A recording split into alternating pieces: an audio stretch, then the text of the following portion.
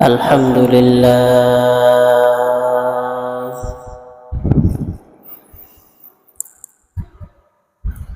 الحمد لله الأكرم الذي خلق الإنسان وكرم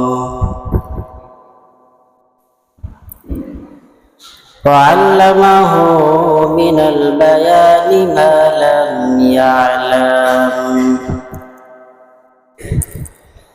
فسبحان الذي لا يحصى امتنانه باللسان ولا بالقلم ونشهد أن لا إله إلا الله وحده لا شريك له ونشهد أن سيدنا وسندنا وحبيبنا وحبيب ربنا وطبيبنا وطبيب قلوبنا ومولانا محمدا عبده ورسوله المصطفى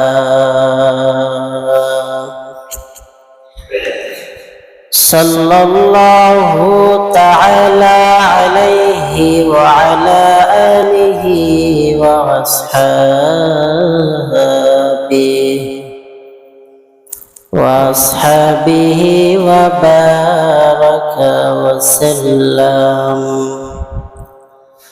وبارك وسلم تسليما كثيرا أما بعد فأعوذ بالله من الشيطان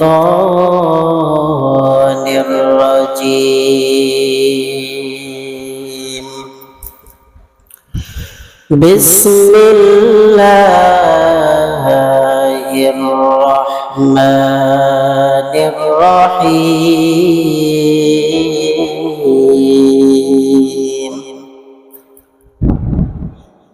إني وجهت وجهي للذي فطر السماوات والأرض حنيفا وما أنا من المشركين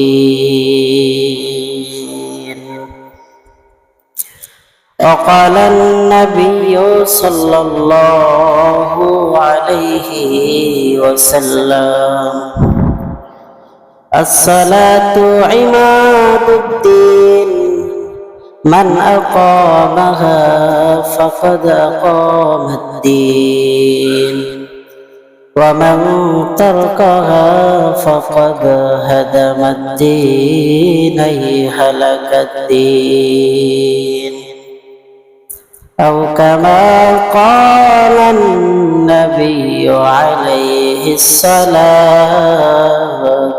والسلام صدق الله مولانا العظيم وصدق رسوله النبي الكريم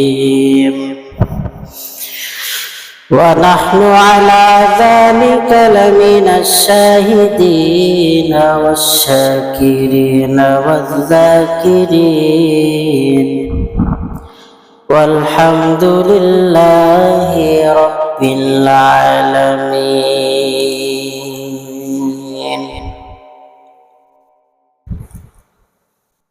আসবে মরণ কখন কোথায় কারো জানা নাই আসবে মরণ কখন কোথায় কারো জানা নাই জানাজার নামাজের আগে নামাজ পড়ো ভাই তোমার জানাজার নামাজের আগে নামাজ পড়ো ভাই আসবে মরণ কখন কোথায় কারো জানা নাই আসবে মরণ কখন কোথায় কারো জানা নাই, জানাজার নামাজের আগে নামাজ পড়ো ভাই তোমার, জানাজার নামাজের আগে নামাজ পড়ো ভাই। আলহামদুলিল্লাহ, সৃষ্টির মহান স্রষ্টা দয়াময় আল্লাহ পাকের দরবারে লাখো কোটি শুকর ও সুজুদ যে মহামহিয়ান গরিয়ান রব আমাদেরকে হাজারো ব্যস্ততাকে অপেক্ষা করে আল্লাহ পাকের ডাকে সাড়া দিয়ে জুমার নামাজ আদায়ের লক্ষ্যে মসজিদে আসা ও বসার মতো তৌফিক দান করেছেন।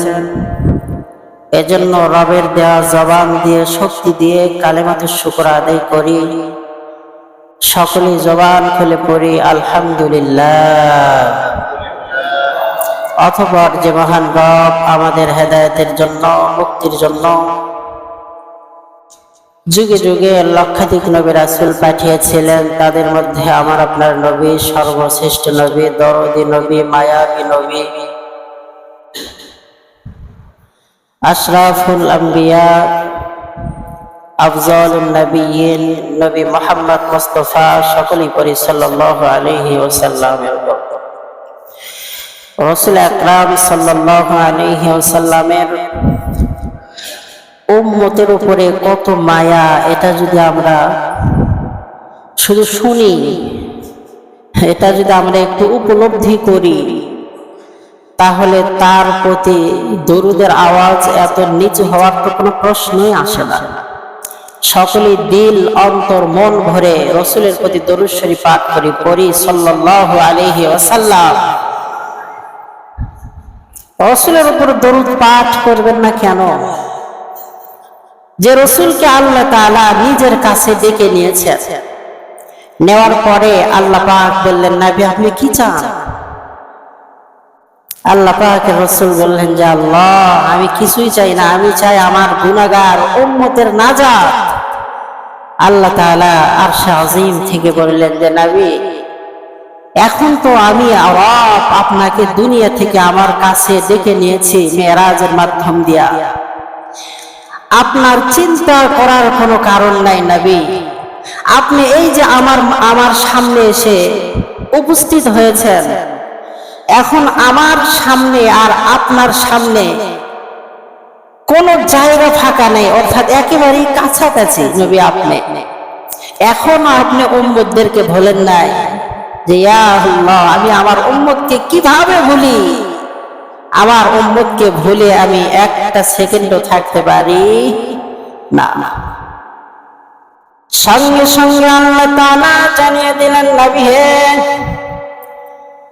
আপনার চিন্তা করার কোনো কারণ নাই গো আল্লাহর নবী, আমার পয়গম্বর আপনি শুনে রাখেন, শুনে রাখেন। বাবার মায়ের মাঝে সন্তান যেরকম ভাবে নিরাপদে ঘুমায়, ও নবী আপনি শুনে রাখেন আমি আর আপনি রাসূলের মাঝে আপনার উম্মতগুলো এর চাইতেও নিরাপদে। সুবহানাল্লাহ নাই? মা আর বাবার মাঝে সন্তান ঘুমায়, একবার জেগে জেগে মা খবর নেয় সন্তানের কি অবস্থা, পেশাব করেছে নাকি, কাপড়গুলো পাল্টাই দিতে হবে, শরীরের উপরে কাপড় আছে নাকি, খেতা কম্বল আছে নাকি, বাবাই মাঝে মাঝে মাঝে মাঝেই ঠিক করে দেয়। তার মানে সন্তান একেবারেই নিরাপদ।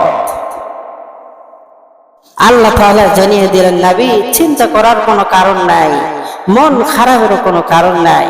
আপনি আর আমার মাঝে ভিন্ন নবীর উম্মতের কথাবাদ, আপনার নবী আপনার মাঝে আর আমার মাঝে একেবারেই নিরাপদ। সুবহানাল্লাহ বলেন। আল্লাহর পয়গম্বর ডাকতে বললেন ওগো মালিক শুধু নিরাপদে থাকলে হবে না, আমার গুনাহগার উম্মতের কি অবস্থাটাই না হবে। আল্লাহ আপনি জানিয়ে রাখেন আমার একটা উম্মত জাহান্নামে যাওয়া পর্যন্ত, জাহান্নামে থাকা পর্যন্ত আমি নবী মুহাম্মদ কিন্তু জান্নাতে যাব না। আল্লাহ তাআলা সঙ্গে সঙ্গে প্যারা হাবিবকে ডাক দিয়ে বললেন, ও আমার নবী, এখন আর দূরে নাই যে জিবরাইল, তাড়াতাড়ি যাও আমার নবীকে বলো। এখন পয়গম্বর আল্লাহ তাআলার সামনে বসা। আল্লাহ তাআলা জানিয়ে দিলেন, নবী আমি রব কথা দিলাম রে, আপনার একটা উম্মতকেও আমি রব জাহান্নামের আগুনে জ্বালাবো না। কোন নবীর উম্মত আমরা? শোনেন, আল্লাহ তাআলা শেষ নবী উম্মতে মুহাম্মাদীকে জাহান্নামের ভিতরে ফেলবেন। আগুন চতুর্দিক থেকে সে উম্মতে মুহাম্মাদীকে গ্রাস করার জন্য আসবে। আসার পর আগুন শরীরে স্পর্শ করবে না, চতুর্দিক দিয়ে শুধু ঘুরবে। জাহান্নামের ফেরেশতারা ডাক দেবে, বলে আগুন এই বান্দার শরীরটা জ্বালাও না কেন, এই বান্দার শরীরটা পোড়াও না কেন?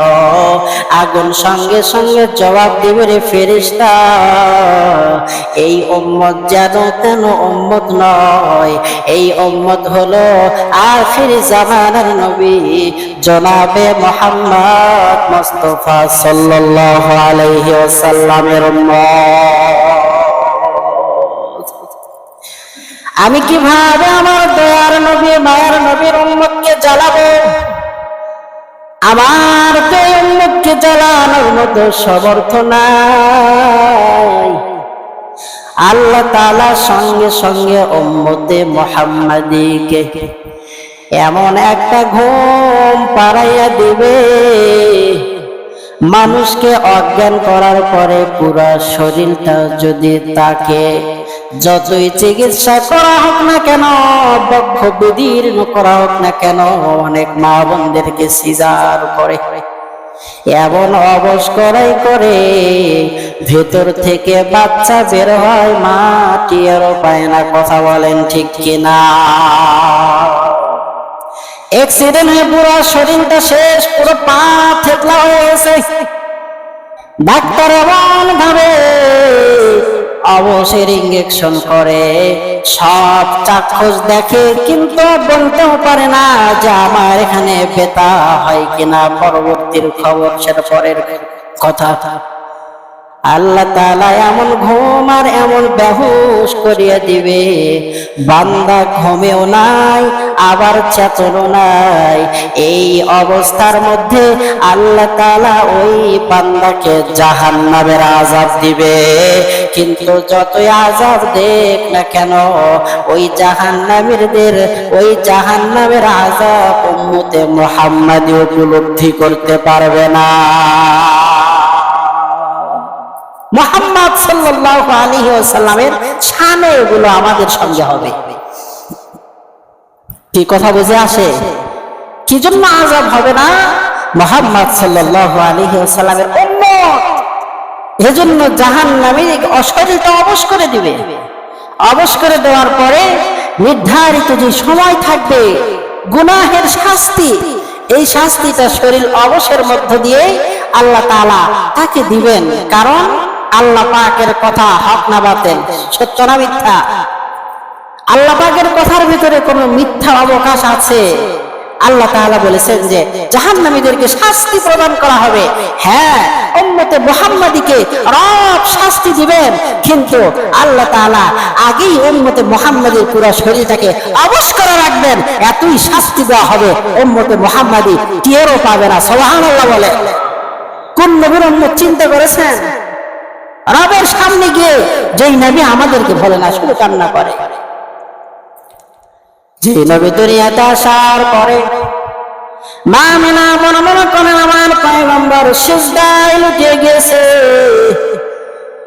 আমি মা আমেনা আমার ছোট্ট সন্তানের কানের কাছে কানটা লাগিয়ে শুনি, শিশু মোহাম্মদ সেজদায় করিয়া করিয়া বলে, আল্লাহ আপনি আমার গুনাহগার উম্মতকে ক্ষমা করবেননি। আল্লাহর পয়গম্বর 3 দিন হলো মদিনাতে, কোনো খবর নাই। আবু বকর পাগল হয়ে গেছে, ওমর পাগল হয়ে গেছে, পুরা মদিনার মানুষগুলো 3 দিন হলো খাওয়া দাওয়া বাদ, সবাই শুধু কান্না করে, নবী কোথায়, নবী কোথায়। এই 3 দিন পরে আবু বকর ওমর নবীজিকে খোঁজার জন্য বাহিরে বের হয়ে গেছে।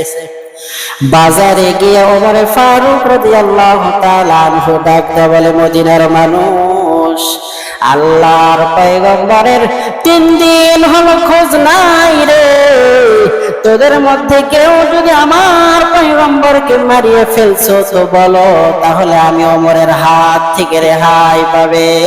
আর যদি খবর না দিতে পারো, আমি ওমরের স্পষ্ট ঘোষণা, আমার তরবারির হাত থেকে কিন্তু একটাও রেহাই পাবে না।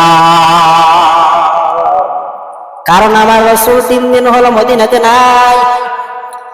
আবু বকর সিদ্দিক ডাক দিয়ে বলল, ওমর পাগলামো করিও না, আমার পয়গম্বরকে খুঁজে খুঁজে খুঁজে খুঁজে বের করতে হবে। শহর ছেড়ে গ্রামের দিকে চলে গেছে। একটা পর্যায়ে খুঁজতে খুঁজতে মরুভূমির ভিতরে ওমর ফারুক আর আবু বকর সিদ্দিক রাদিয়াল্লাহু তাআলা আনহু রওয়ানা। যাইতে যাইতে একটা গাছের তলে, গাছের নিচে একটা রাখাল কান্না করে। ওমর ফারুক রাদিয়াল্লাহু তাআলা আনহু বলল, রাখাল তুমি কান্না করো কেন? রাখাল ডাক দিয়ে বলে, আপনারা কে? আপনাদেরকে তো চিনি না। ওমর ফারুক ডাক দিয়ে বলল, আমি ওমর, আর আমার সঙ্গে যিনি তিনি হলো আবু বকর। রাখালের কান্না বেড়ে গেছে যে রহমাতুল লিল আলামিনের দরবারের মানুষগুলো এখানে আসছে, তাদের কাছে নির্বিঘ্নে সব কিছু বলা যাবে।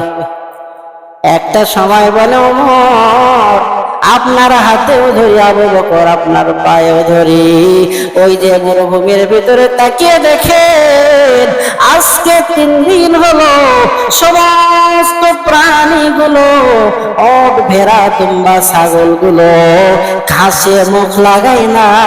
তার কারণটা হলো, ওই যে ঝুপড়ির ভিতরে, গর্তের ভিতরে এমন একটা পাগল, সে উম্মতি উম্মতি উম্মতি বলে কান্না করে রে ওমর। আজকে 3 দিন হয়ে গেল, ওই লোকটার কারণে আমাদের ওট ভেড়া দুম্বা দুম্বা গুলো ঘাসে মুখ লাগায় না। ওমর ফারুক এবার চিৎকার মেরে উঠছে, আবু বকর এটা আমার রাসূলের নবী ছাড়া কেউ নয়, তাড়াতাড়ি দৌড়াও। ওমর ফারুক গর্তের কিনারায় গিয়ে ডাক দিয়ে বলে, ও আল্লাহর নবী, তাকিয়ে দেখেন আমি ওমর এত শক্তিশালী যুবক, আজকে 3 দিন হলো কোনো দানা পানি আমার পেটে যায় না গো আল্লাহর রাসূল, একটু তাকিয়ে দেখেন। আবু বকর সিদ্দিক ডাক দিয়ে বলে, ও আল্লাহর নবী, পুরা মদিনার মধ্যে, মক্কার মধ্যে আমার চাইতে বড় কাছের মানুষ আপনার আর কেউ আছে বলে তো আমার মনে হয় না। ও আল্লাহর পয়গম্বর মাথাটা উঠি আমার দিকে একটু নজর করেন, দেখেন আপনার ভালোবাসার মানুষ, আপনার সবচাইতে কাছের মানুষের অবস্থাটা কেমন হইয়া গেছে। আল্লাহর পয়গম্বর আরো জোরে জোরে বলে, আল্লাহ আমার উম্মতদেরকে বাঁচাও। ওমর ফারুক তাকিয়ে দেখে গর্তের ভেতরের মাটিগুলো চোখের পানি দ্বারা ভিজিয়ে কাদা হয়ে গেছে। ওমরে ফারুক ডাকতে বলে, আল্লাহর নবী, আপনি সাক্ষী থাকেন আর মাথা উঠান, আমি ওমরের জিন্দেগীর সমস্ত আমলগুলো আপনার গুনাহগার উম্মতকে আমি দান করে দিলাম। আবু বকর সিদ্দিক ডাকতে বলে, আল্লাহর নবী, আপনি মাথা উঠান, আমার জিন্দেগীর সমস্ত আমলগুলো আমি আপনার গুনাহগার উম্মতের জন্য দান করে দিলাম। আল্লাহর পয়গম্বর মাথা উঠায় না। ওমর ফারুক রাদিয়াল্লাহু তাআলা এবার আবু বকরকে বলল, আবু বকর ভাই, এরকম করে পয়গম্বরকে ওঠানো সম্ভব নয়, তাড়াতাড়ি মা ফাতেমারে নিয়ে আসা দরকার। নবীজির কলিজার টুকরো মেয়ে ফাতেমাকে এবার নিয়ে আসা হলো, সঙ্গে আলী রাদিয়াল্লাহু তাআলা আনহু, সঙ্গে হাসান হুসাইন। নবীজির কলিজার টুকরো মেয়ে ফাতেমা নবীজির পাশে দাঁড়িয়ে বলে, ওগো আল্লাহর নবী বাবা, তাকিয়ে দেখেন আপনার কিনারায় আপনার সবচাইতে আদরের মেয়ে ফাতেমা দাঁড়ানো। ওগো আল্লাহর নবী, আপনি সাক্ষী থাকেন, ওমর আলী ওসমান তোমরা সাক্ষী থাকো, আমার নানার গুনাহগার উম্মতের জন্য আমার কলিজার টুকরা হাসান আর হোসেনকেও আমি নানার উম্মতের জন্য কুরবানি দিয়ে দিলাম। আলী রাদিয়াল্লাহু তাআলা আনহু বলে, ইয়া রাসূলুল্লাহ, আমার জিন্দেগীর সব আপনার উম্মতের জন্য দান করে দিলাম। আল্লাহ তাআলা সঙ্গে সঙ্গে জিবরিল আমিনকে ডাক দিয়ে বলে, জিবরাইল, আমার আরশ পর্যন্ত কাইফা উঠছে রে, কারণ জান্নাতের যুবকদের সরদার হাসান আর হোসেনকে তার মা আমার বন্ধুর উম্মতের জন্য কুরবানি করিয়ে দিয়েছে। জিবরাইল তাড়াতাড়ি যা গিয়া আমার নবীরে বল, নবী আপনি বলে তাড়াতাড়ি মাথা উঠান, না হইলে কিন্তু আরশে আজিমের ভেতরে কাঁপুনি উঠছে। ওগো আল্লাহর নবী, তাড়াতাড়ি মাথা উঠান, আল্লাহ তাআলা আপনারে খুশি করবে। আল্লাহর পয়গম্বর মাথা উঠায় না। আল্লাহ সহ ডাকতে বলে, ওগো নবী, আমি হইলাম কিয়ামতের দিবসের মালিক, মালিক ইয়াউমিদ্দিন, আমি কিয়ামতের দিবসের মালিক। ওগো নবী, ওগো দোস্ত পেয়ারা হাবিব, আর আপনি হলেন কিয়ামতের দিবসের বাদশাহ। ওগো বাদশার বাদশাহ, আপনি কিয়ামতের দিন আপনাকে আমি রব বাদশাহী দান করব। আপনার প্রত্যেকটা উম্মতকে ধইরা ধইরা আপনি জাহান্নাম থেকে জান্নাতের মধ্যে নিয়ে যাবেন। আল্লাহর পয়গম্বর মাথা উঠায়া রবকে ডাক দিয়ে বলে, রব আপনি জানিয়ে রাখেন, আর ভালো মতো জানিয়ে রাখেন, আমার একটা গুনাহগার উম্মত কিন্তু জাহান্নামে থাকা পর্যন্ত আমি নবী জান্নাতে যেতে রাজি না। কোন নবীর উম্মত চিন্তা করছেন? আজকের আওয়াজ কিন্তু এটা না। আজকে যে তেলাওয়াত করেছি আয়াত নামাজ সংক্রান্ত আলোচনা। তো যাই হোক, কোন দিক থেকে কোন দিক চলে গেল, নবীজির ভালোবাসা সম্পর্কে আওয়াজ হয়ে গেল। কোন নবীর উম্মত চিন্তা করছেন? এজন্য নবীজির ভালোবাসা নিয়ে নিয়ে আগামী জিন্দেগি আমাদের চালানো দরকার। কথা বলেন ঠিক কিনা? নবীজিকে কিভাবে ভালোবাসবেন? নামাজ আদায় করলে পয়গম্বর খুশি হন, যাকাত প্রদান করলে আল্লাহ পাক খুশি হন, আল্লাহ পাকের রাসূল খুশি হন। এই জন্য কাজ কামের দিন নামাজকে প্রাধান্য দেন। মসজিদে ওষুধ আমার হয়ে জমিন, আমার পয়গম্বরের উম্মতের জন্যই, শুধু এই শেষ নবীর উম্মতের জন্যই শুধু মসজিদে ওষুধ আমার হয়ে জমিন। পুরো জমিনটাকে আল্লাহ তাআলা মসজিদের অনুকূলে করে দিয়েছেন। যেখানে আজান চলে যাবে কানের মধ্যে, সেখানে জামাতে দাঁড়িয়ে যাবেন ওযু বানিয়ে। কি কথা বুঝে আসে? যে হুজুর কাজের সময় মসজিদে আসার সময় পাই না, যেখানে আছেন সেখানেই নামাজে দাঁড়িয়ে যা। অনেককেই দেখা যায় অনেককেই দেখা যায়, আপনারাও দেখেন যে মসজিদের ভিতরে মসজিদে আসার সময় হয় না, অনেকেই চোরা পাথরের মধ্যেও নামাজ আদায় করে, কি করে কি করে না। অনেককে দেখা যায় রাস্তার মধ্যে সাইডে গামছা বিছায় নামাজ আদায় করতেছে। কোথায় যেন গিয়েছিলাম, ওইদিকে জাবন্নার ওইদিকে আসরের পূর্ব মুহূর্তে নামাজ আদায় করতেছে, আজান হয়ে গেছে, সঙ্গে সঙ্গে নামাজে দাঁড়িয়ে গেছে, গামছারা আছে সাথে, যারা নামাজি তাদের সে প্রস্তুতি থাকে। এজন্য নামাজি দেখে কামলা নেন, এটা নেন সেটা নেন, নামাজি দেখে নিবেন। কি কথা বুঝে আসে? নামাজি দেখে কামলা দিবেন, দেখবেন যে আপনার কাজের মধ্যে আল্লাহ পাক একটা বরকত দান করবে। যেখানে আজান হয়ে যাবে সেখানে নামাজে দাঁড়িয়ে যাবো তো আমরা ইনশাআল্লাহ। নামাজে কোনো অলসতা যাতে আমাদের না থাকে, কথা বলেন, নামাজে আমাদের কোনো অলসতা যাতে না থাকে। আল্লাহ তাআলা আমাদের সবাইকে সময় মতো নামাজ আদায় করার তৌফিক দান করেন। রাসূলের ইত্তেবা অনুসরণ করে দুনিয়া থেকে বিদায় হওয়ার মতো তৌফিক দান করেন। আমার তৌফিক ইল্লা বিল্লাহ। যারা সুন্নাত আদায় করেন তারা 4 রাকাত কবল সুন্নাত আদায় করেন।